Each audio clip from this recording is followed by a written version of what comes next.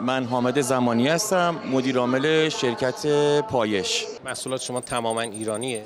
بله، ما محصولاتمون صفر تا 100 حتی مواد اولیه هاش و یا اون محصولاتی که در حاشیه سیستم های تولید هست تماما سعی کردیم ایرانی باشه که مشکلات واردات بهمون لطمه وارد نکنه. استقبال کشورهای همسایه و اوراسیا چطور بوده؟ خب به هر حال الان این 3 سال تازه این مجموعه نمایشگاهی دایر شده، حالا داره جا میفته و امسال هم فکر کنم به نسبت پارسالش خیلی بهتر بوده. ما الان نزدیک 5 سال هستش که تمرکز ما بوده رو سیستم های هضمت و سیستم های CBRN در کشور. مثلا یک دست لباس هضمت الان داخل کشور ما اگر از خارج از کشور وارد بشه نزدیک به 600 میلیون تا 700 میلیون تومان قیمت میخوره.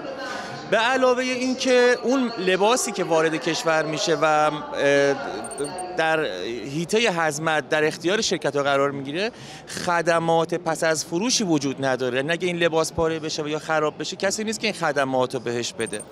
ما به خاطر همین این لباس‌ها رو الان تو داخل ایران تولید کردیم و الان گارانتی روی لباس گذاشتیم که اگر لباس خراب شد مثلا ما اینو اصلاحش میکنیم، ترمیمش میکنیم و تحویلش میدیم.